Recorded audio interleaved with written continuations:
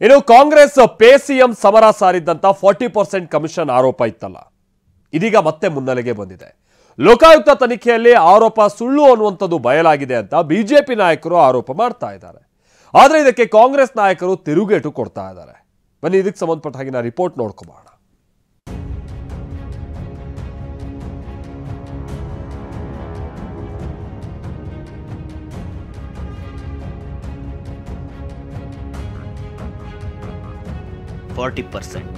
ಹಿಂದಿನ ಬಿಜೆಪಿ ಸರ್ಕಾರದ ವಿರುದ್ಧ ಕಾಂಗ್ರೆಸ್ ಹೂಡಿದ್ದ ಮಹಾ ಅಸ್ತ್ರ. ಗುತ್ತಿಗೆಯಲ್ಲಿ ಕೇಸರಿ ಕಲಿಗಳು 40% ಕಮಿಷನ್ ಪಡಿತಾರೆ ಅಂತ ಆರೋಪಗಳ ಸುರಿಮಳೆಗೈದಿತ್ತು. ಇದೇ ಆರೋಪದ ಮೂಲಕ ರಾಜ್ಯದಲ್ಲಿ ಜನಾಭಿಪ್ರಾಯ ರೂಪಿಸಿತ್ತು.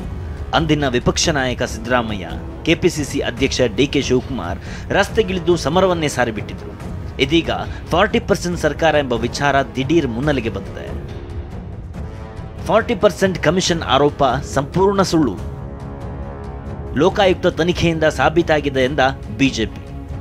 ಹೌದು, ಗುತ್ತಿಗೆದಾರ ಅಂಬಿಕಾಪತಿ 40% ಕಮಿಷನ್ ವಿರುದ್ಧ ದೂರು ದಾಖಲಿಸಿ ಸಂಚಲನ ಸೃಷ್ಟಿಸಿದ್ರು. ಇದೇ ವಿಚಾರವನ್ನ ಮುಂದಿಟ್ಟುಕೊಂಡು ಬಿಜೆಪಿ ಸ್ಫೋಟಕ ವಿಚಾರವೊಂದನ್ನು ಹೇಳಿದೆ. ಲೋಕಾಯುಕ್ತರು ತನಿಖೆ ನಡೆಸಿದ್ದು ಕಮಿಷನ್ ಆರೋಪ ಸಂಪೂರ್ಣ ಸುಳ್ಳು ಅನ್ನೋದು ಸಾಬೀತಾಗಿದೆ ಅಂತ ಟ್ವೀಟ್ ಮಾಡಿದೆ. ಬಿಜೆಪಿ ವಿರುದ್ಧ 40% ಆರೋಪ ಮಾಡಿದ್ದ ಅಂಬಿಕಾಪತಿ ಪ್ರಸ್ತುತ ಗುತ್ತಿಗೆದಾರನಾಗಿ ಇರಲಿಲ್ಲ. ಅಂಬಿಕಾಪತಿ ಬಿಜೆಪಿ ಸರ್ಕಾರದ ಅವಧಿಯಲ್ಲಿ ಯಾವುದೇ ಗುತ್ತಿಗೆ ಕೆಲಸ ಮಾಡಿಲ್ಲ. ಬಿಬಿಎಂಪಿ ವಲಯದಲ್ಲಿ ಅಂಬಿಕಾಪತಿ ಗುತ್ತಿಗೆ ಕೆಲಸ ಮಾಡಿದ್ದಕ್ಕೆ ಯಾವುದೇ ದಾಖಲೆಗಳಿಲ್ಲ. ಅಂಬಿಕಾಪತಿ ಗುತ್ತಿಗೆ ಕೆಲಸ ಮಾಡೋದು ಬಿಟ್ಟು 6 ವರ್ಷವಾಗಿತ್ತು ಅಂತ ಬರೆದುಕೊಂಡಿದೆ. ಇದೆಲ್ಲವೂ ಲೋಕಾಯುಕ್ತ ತನಿಖೆಯಲ್ಲಿದೆ ಅಂತ ಹೇಳಿದೆ. ಕಾಂಗ್ರೆಸ್ ಸುಳ್ಳು ಕಟ್ಟುಕತೆ ಕಟ್ಟುವಲ್ಲಿ ನಿಸ್ಸೀಮ ಎಂಬುದು ಸಾಬೀತು.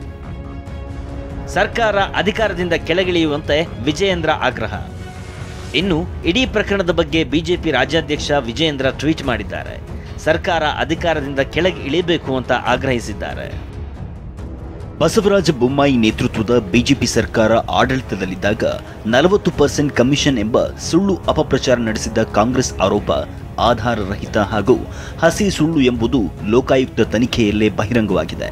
ಕಾಂಗ್ರೆಸ್ ಸರ್ಕಾರ ತಾನು ಹೇಳುವುದೆಲ್ಲ ಸುಳ್ಳು, ಕಟ್ಟುಕತೆ ಕಟ್ಟುವಲ್ಲಿ ತಾನು ನಿಸ್ಸೀಮ ಎಂಬುದು ಸಾಬೀತಾಗಿದೆ.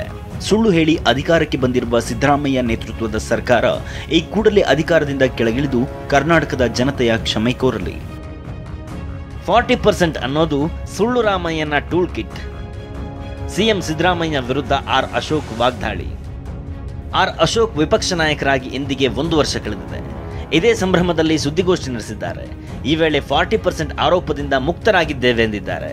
ಸಿಎಂ ಸಿದ್ದರಾಮಯ್ಯ ಅವರನ್ನ ಸುಳ್ಳು ರಾಮಯ್ಯ ಅಂತ ಕರೆದು ಲೇವಡಿ ಮಾಡಿದ್ದಾರೆ. ಇವತ್ತು 40% ಏನು ನಮ್ಮ ಮೇಲೆ ಆಪಾದನೆ ಮಾಡಿದ್ರು, ಆಪಾದನೆನೂ ಕೂಡ ಸುಳ್ಳು. ಅದರಿಂದ ನಾವು ಮುಕ್ತ ಆಗಿದ್ದೀರಿ. ಇವತ್ತು ನಮಗೆ ಸಿಹಿ ಸುದ್ದಿ. ಇವತ್ತು ನಮ್ಮೆಲ್ಲ ಕಾರ್ಯಕರ್ತರಿಗೆ ನೆಮ್ಮದಿ ತಂದಿದೆ, ಸಂತೋಷ ತಂದಿದೆ.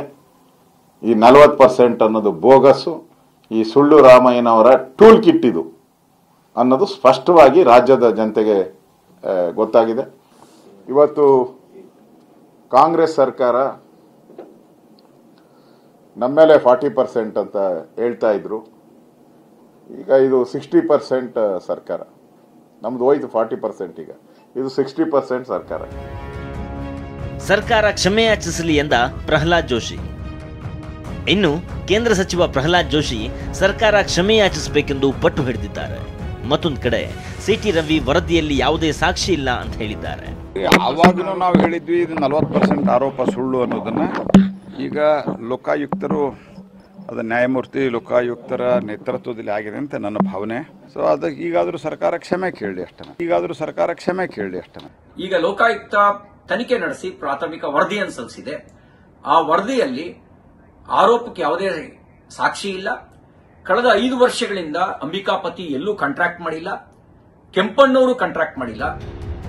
ಒಂದು ಮರ್ಡರ್ ಆದ್ರೆ, ಖುಲಾಸೆ ಆದ್ರೆ ಮರ್ಡರ್ ಆಗಿರಲ್ವಾ? ಬಿಜೆಪಿ ನಾಯಕರಿಗೆ ಸಿಎಂ ಸಿದ್ದರಾಮಯ್ಯ ತಿರುಗೇಟು. ಇನ್ನು 40% ಕಮಿಷನ್ ಆರೋಪ ಮಾಡಿದ್ದು ಕೆಂಪಣ್ಣ ಅಂತ ಸಿಎಂ ಸಿದ್ದರಾಮಯ್ಯ ಹೇಳಿದ್ದಾರೆ. ಬಾಗಲಕೋಟೆಯಲ್ಲಿ ಮಾತನಾಡಿದ ಸಿಎಂ, ಒಂದು ಮರ್ಡರ್ ಆಗಿರುತ್ತೆ, ಖುಲಾಸೆ ಆಗುತ್ತಾರೆ, ಹಾಗಾದ್ರೆ ಮರ್ಡರ್ ಆಗಿರಲ್ವಾ ಹೇಳಿ ಅಂತ ತಿರುಗೇಟು ಕೊಟ್ಟಿದ್ದಾರೆ. ಕೆಂಪಣ್ಣವರ ಆರೋಪದ ಮೇಲೆ ಈ ಸರ್ಕಾರ ತಗೊಳ್ತದೆ ಅಂತೇಳಿ ನಾವು ಆರೋಪ ಮಾಡಿದ್ದು, ಗೊತ್ತಾಯ್ತಾ? ಅದ್ರ ಮೇಲೆ ಒಂದು ಕಮಿಷನ್ ಮಾಡಿದ್ದು. ಅದ್ರ ರಿಪೋರ್ಟ್ ನೋಡಿಲ್ಲ ನಾನು. ರಿಪೋರ್ಟ್ ನೋಡಿದ ಮೇಲೆ ಕಾಮೆಂಟ್ ಮಾಡ್ತೀನಿ. ಅನೇಕ ವಿಚಾರಗಳು ಸಾಕ್ಷಿಗಳ ಇಲ್ದಿದ್ದೇನೆ ವಜಾ ಆಯ್ತವೆ. ಹಾಗಂತ ಅರ್ಥ ತಪ್ಪೇ ಆಗಿಲ್ಲ ಅಂತಲ್ಲ ಅರ್ಥ. ಈಗ ಮರ್ಡರ್ ಆಗಿರ್ತದೆ, ಎಲ್ರಿಗೂ ಖುಲಾಸೆ ಆಗ್ಬಿಡ್ತದೆ. ಮರ್ಡರ್ ಆಗಿರಲ್ವಾ? ಮತ್ತೆ ಸಾಕ್ಷಿಗಳಿಲ್ಲ ಅಂತ ಖುಲಾಸೆ ಆಗಿರ್ತದೆ. ಒಂದು ಕೇಸ್ನಲ್ಲಿ ವಜಾ ಆಗ್ಬಿಟ್ಟ ತಕ್ಷಣ ತಪ್ಪೇ ಆಗಿಲ್ಲ ಅಂತಲ್ಲ, ತಪ್ಪಾಗಿರ್ತದೆ, ಪ್ರೂವ್ ಆಗಿರಲ್ಲ. ನಾನು ಲಾಯರ್ ಆಗಿದ್ದವನು, ಗೊತ್ತಾಯ್ತಾ? ಬಿಜೆಪಿ ನಾಯಕರ ವಿರುದ್ಧ ಪರಮೇಶ್ವರ್ ವಾಗ್ದಾಳಿ. 40% ಕಮಿಷನ್ ಆರೋಪದಿಂದಲೇ ಕಾಂಗ್ರೆಸ್ ಅಧಿಕಾರಕ್ಕೆ ಬಂದಿದೆ ಅನ್ನೋದು ಬಿಜೆಪಿ ಪ್ರಬಲವಾದ. ಈ ಮಾತಿಗೆ ನಿಗಿ ಕೆಂಡವಾಗಿರೋ ಪರಮೇಶ್ವರ್ ಹಾಗೆ ಹೇಳಿದ್ಯಾರು ಅಂತ ಪ್ರಶ್ನಿಸಿದ್ದಾರೆ.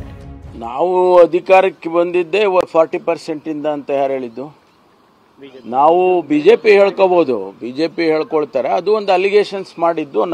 ನಾವು ಜನಗಳಿಗೆ ಗ್ಯಾರಂಟಿಗಳನ್ನ ಕೊಡ್ತೇವೆ ಅಂತ ಹೇಳಿ ಜನಗಳ ಮುಂದೆ ಹೋದಂಥ ಸಂದರ್ಭದಲ್ಲಿ ಅವ್ರಿಗೆಲ್ಲ ಭರವಸೆ ಕೊಟ್ಟು ಇದೆಲ್ಲ ಕೂಡ ಮಾಡಿದ್ದೀವಿ. ಏನು ಬರೀ 40% ಇಂದ ಅಷ್ಟೇ ಸರ್ಕಾರ ಬಂದಿದೆ ಅನ್ನೋದು ಸುಳ್ಳು. ಆ ಸಂದರ್ಭದಲ್ಲಿ ಕಾಂಟ್ರಾಕ್ಟರ್ಸ್ ಅಸೋಸಿಯೇಷನ್ನಿನ ಅಧ್ಯಕ್ಷರು ಕೆಂಪಣ್ಣವರು, ಈಗ ಅವರು ತೀರ್ಕೊಂಡಿದ್ದಾರೆ, ಅವರು ಪ್ರಧಾನಮಂತ್ರಿಗಳಿಗೆ ಪತ್ರ ಬರೆದಿದ್ದಾರೆ. ಯಾಕೆಂದರೆ ಒಂದು ರಿಜಿಸ್ಟರ್ಡ್ ಆರ್ಗನೈಸೇಷನ್ ಅಧಿಕೃತವಾಗಿ ಪ್ರಧಾನಮಂತ್ರಿಗಳಿಗೆ ಬರೆದಾಗ ನಾವು ಕೂಡ ಒಂದು ಪಕ್ಷ ಆಗಿ ಜನರ ಹಿತದೃಷ್ಟಿಯಿಂದ ನಾವು ಅದನ್ನು ಪ್ರಶ್ನೆ ಮಾಡಿದ್ದು. ಇನ್ನು ಪ್ರಿಯಾಂಕ್ ಖರ್ಗೆ ಬಿಜೆಪಿಯವರಿಗೆ ಯಾಕಿಷ್ಟು ಅವಸರ ಎಂದಿದ್ದಾರೆ. ಯಾವ ಪ್ರಕರಣದಲ್ಲಿ ಲೋಕಾಯುಕ್ತ ಹೀಗೆ ಹೇಳಿದೆಯೋ ಗೊತ್ತಿಲ್ಲ, ಸಂಪೂರ್ಣ ವರದಿ ಬರೋವರೆಗೆ ಕಾಯಿರಿ ಎಂದಿದ್ದಾರೆ. ಲೋಕಾಯುಕ್ತ ಅವ್ರದ್ದು ಯಾವ ಪ್ರಕರಣ ಇದೆ ಅದು ಅವ್ರ ಪ್ರಕಾರ ಇರ್ಬೋದು. ಕಮಿಷನ್ ವರದಿ ಬರಲಿ. ಯಾಕಂದರೆ ಗುತ್ತಿಗೆದಾರರ ಸಂಘದಿರ್ಬೋದು, ಬೇರೆ ಬೇರೆ ಇಲಾಖೆನಲ್ಲಿರ್ಬೋದು, ಅವೆಲ್ಲನೂ ಕೂಡ ತನಿಖೆ ಆಗ್ತಾ ಇದೆ. ಯಾಕಷ್ಟು ಇದು ಅವಸರ ಇದೆ ಬಿ ಜೆ ಪಿಯವರಿಗೆ ಜೈಲಿಗೆ ಹೋಗೋಕ್ಕೆ? ಕಾನೂನಾತ್ಮಕವಾಗಿ ಮಾಡೋಣ ಅಂತ ಎಲ್ಲನೂ. ರಾಜ್ಯ ರಾಜಕಾರಣದಲ್ಲಿ ಮತ್ತೊಂದು ಕಿಡಿ ಹೊತ್ಕೊಂಡಿದೆ. ಕಾಂಗ್ರೆಸ್ ಸಂಪೂರ್ಣ ವರದಿಯ ಗುರಾಣಿ ಹಿಡಿದ್ರೆ ಬಿಜೆಪಿ ಸಿಕ್ಕಿದ್ದೇ ಚಾನ್ಸ್ ಅಂತ ಸರ್ಕಾರದ ವಿರುದ್ಧ ಮುಗಿಬೀಳ್ತಿದೆ. Bureau report, TV9.